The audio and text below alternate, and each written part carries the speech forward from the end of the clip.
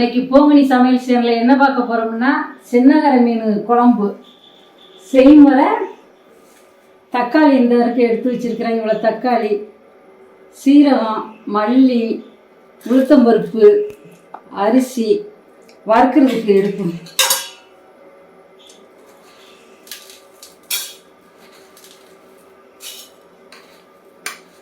இவ்வளோ மல்லி எடுத்துக்கோங்க. உளுத்தம்பருப்பு தான் இவ்வளோ உளுத்தம்பருப்பு எடுத்துக்கோங்க. சீரகம்,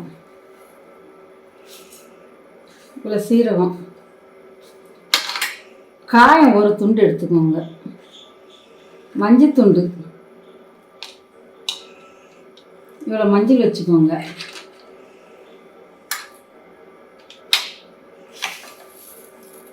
அரிசி, இவ்வளோ அரிசி.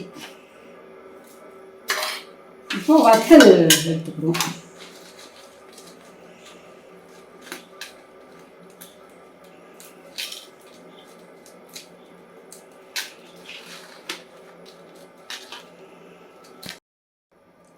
முக்கால் கிலோ மீனுங்க நான் எடுத்த மாதிரி நீங்கள் எடுங்க. அளவு இவ்வளோ எடுங்க. கொஞ்சம் ஓமம் போடுங்க, நல்லது. கொஞ்சமாக ஓமம் போட்டுக்கோங்க. தேங்காய், இவ்வளோ தேங்காய். இப்போ சட்டியை காய வைப்போம்.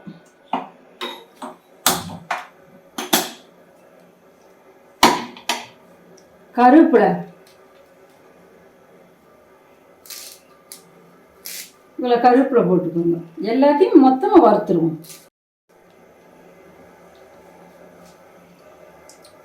கொஞ்சம் எண்ணெய் ஊற்றுவோம். சட்டி காயும். நல்லெண்ணெய் மீன் குழம்பு சேருங்க, நல்லா இருக்கும். சட்டி காஞ்சிச்சு வருங்க. இப்போ போடுவோம்.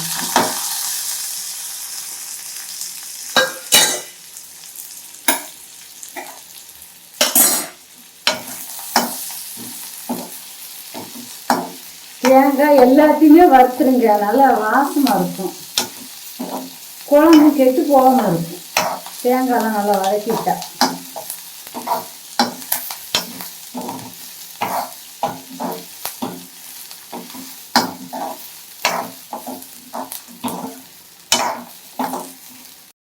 ஓமம் உங்களுக்கு பிடிச்சா நீங்கள் சேர்த்துக்கோங்க. நான் எதுனாலன்னா வவுத்துக்கு நம்ம குழந்தை வத்தலுக்கெல்லாம் அந்த ஓமம் வச்சு சேர்த்தோம்னா நல்லது, நெஞ்சு கறிக்காது.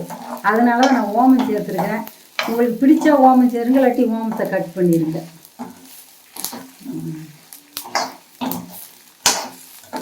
நல்லா பொன்னிறம் அந்த அரிசிலாம் நல்லா வறுவட்டுச்சு வருங்க. தேங்காய்லாம் நிறம் மாறிடுச்சுல. இப்போ ஸ்டவ் ஆஃப் பண்ணிடுங்க. இல்லாட்டி கறிக்கிட்டா கருப்பு கலராக இருக்கும். வறுவட்டுச்சு. ஆஃப் பண்ணிடுவோம்.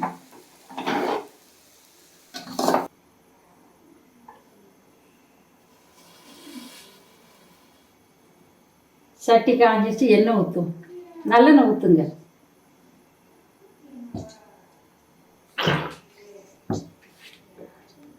இவ்வளோ எண்ணெய் ஊற்றிக்கோங்க.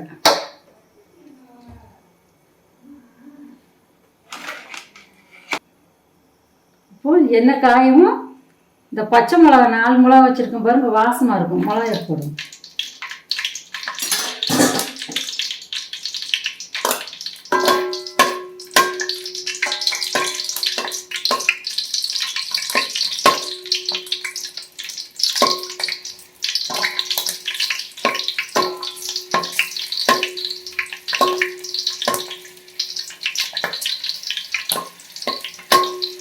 மிளகா இப்படி வெள்ளையும் நல்லா வெள்ளையாக வெந்துடும். சூப்பராக இருக்கும். எடுத்து சாப்பிடையும் காரமே இருக்காது. இப்போ வெங்காயத்தை போடும்.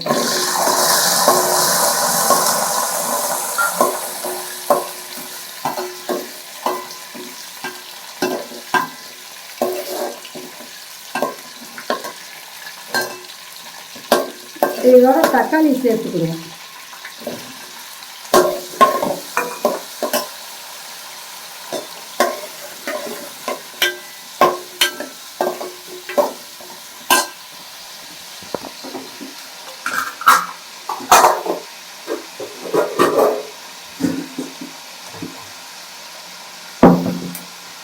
பூண்டு இந்த உரிச்சு வச்சுருக்கேன் பாருங்கள். இந்த பூண்டை இப்போ இடித்து போடும்.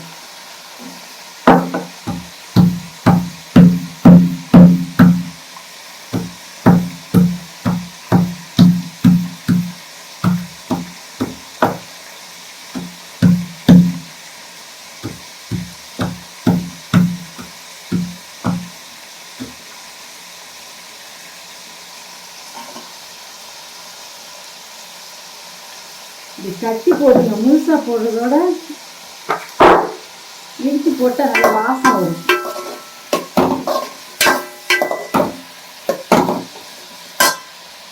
இப்போ இது உப்பு போடணும்.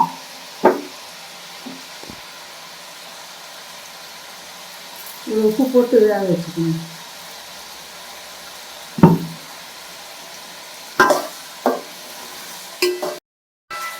இப்போ சிம்மில் வச்சு கொஞ்ச நேரம் மூடி வச்சோம்னா தக்காளியில் நல்லா மகிழ வெந்துடும். இருக்கும் மூடி வைப்போம். ஒரு 15 நிமிஷம் 10 நிமிஷம் வேக. இப்போ நம்ம இந்த வறுத்து வச்சுருக்கோம் பாருங்க, இதை அரைச்சிக்கணும்.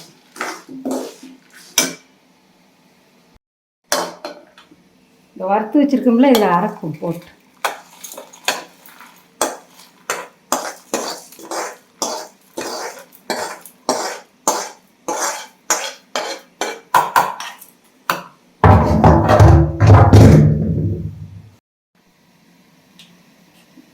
நம்ம அரைச்சோம்ல மசாலா, இந்த அரைச்சிருக்கோம் பாருங்க, இப்படி நல்லா பேஸ்ட் பருத்தில் நல்லா அரைச்சிருங்க.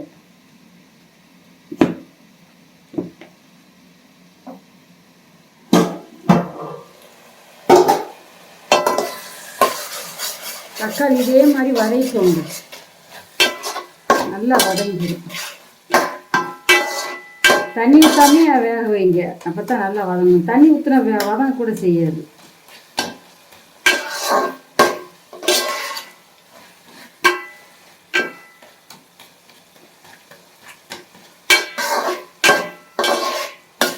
இப்போ நம்ம மசாலா அரைச்சி வச்சுட்டுல அதை இதில் போடுவோம். வெங்காயம் சின்ன வெங்காயம் தான், இப்படி முழுசாக போடுங்க. கரையாது, சூப்பராக இருக்கும் எடுத்து சாப்பிட குழம்போட. மசாலா ஊற்றி இந்த புளி ஏற்கனவே இந்த ஊற வச்சுருக்கோம் பாருங்க. நம்ம தக்காளி வச்சதுனால ரொம்ப புளி வைக்க வேண்டாம், இவ்வளோ புளி போதும். இல்லாட்டி குழம்பு புளிக்கும். அதனால் உங்களுக்கு காமிக்கிறதுக்காக எடுத்து வச்சேன். இந்த ஊற வச்சு இந்த கரைச்சி புளி தண்ணி ஊற்றுவோம். மீட் மசாலா இந்த எடுத்து வச்சுருக்கோம் பாருங்க, இது இந்த இவ்வளோ போடுங்க. இந்த இதே அளவு போடுங்க, காரம்லாம் ரொம்ப இருக்காது.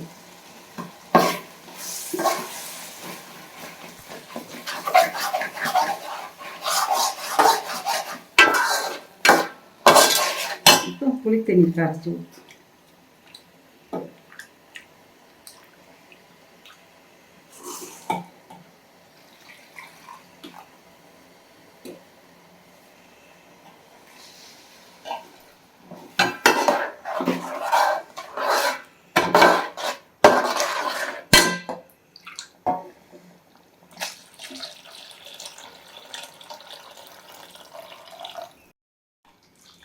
இவ்வளோ தண்ணி வைங்க, அப்போ தான் நமக்கு நல்லா கட்டியெல்லாம் நல்லா சாப்பிட நல்லா இருக்கும், ஊற்றி சாப்பிட.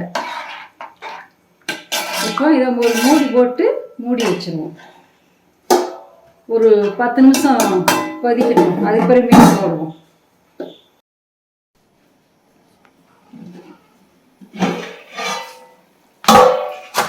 இந்த காஞ்சிச்சு வருங்க. இப்போ மீன் எடுத்து போடுவோம். இவ்வளோ வத்தையும் மீன் போடணும்.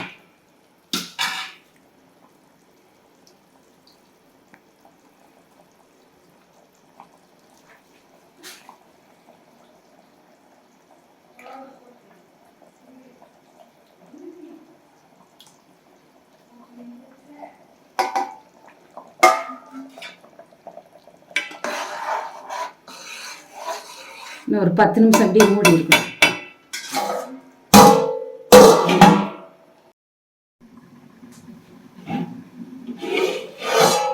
குழம்பு நல்லா அரைச்சி வருது.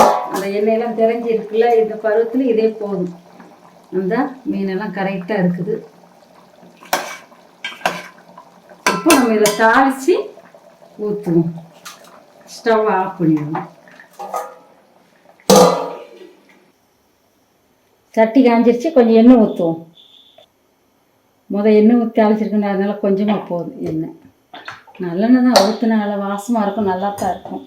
வெந்தயம் முதல்ல ஏன் போடலைன்னா கசப்பாயிரும் ரொம்ப குழம்பு காஞ்சி. அதனால இப்போ கடைசியில் வெந்தயம் போடுறேன். மீன் குழம்புக்கு வெந்தயம் சேர்த்தா வாசமாக இருக்கும்.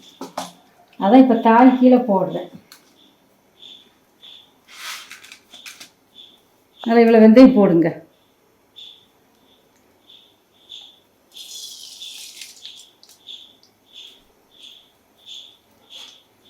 வெந்தயம் ரொம்ப கருகிரும் கூடாது. பூண்டு நறுக்கு வருங்க இடித்து வச்சுருக்கிறேன். இப்போ 2 போட்டு தாளிங்க, வாசமாக இருக்கும். வெங்காயம் வெட்டி வச்சுருக்கிறேன்.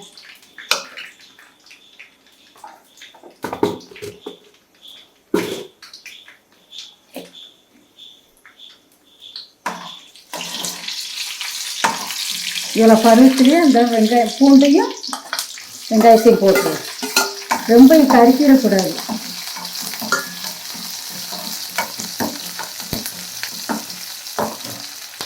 கருவேப்பிலை அலசித்தான் எடுத்து வச்சிருக்கேன்.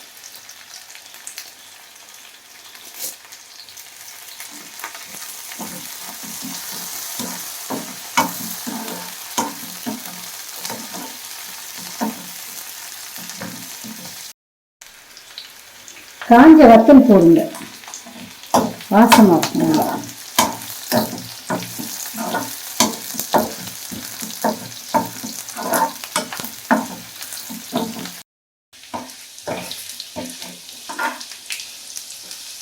அந்த வெந்தயம் எல்லாமே கரெக்ட் பருவத்துக்கு வந்துருச்சு வருங்க.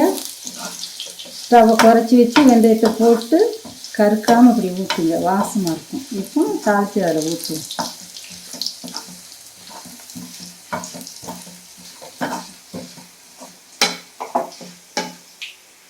இப்போ அதில் ஊற்றுங்க சார், குழம்புல ஊற்றுவோம்.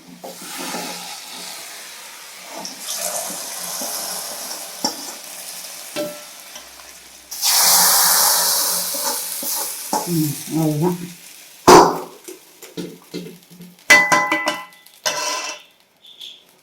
குழம்பு ரெடி ஆயிடுச்சு. இதே மாதிரி வச்சு நீங்களும் சாப்பிட்டு பாருங்கள். இந்த வீடியோ பார்த்த அனைவருக்கும் நன்றி, வணக்கம்.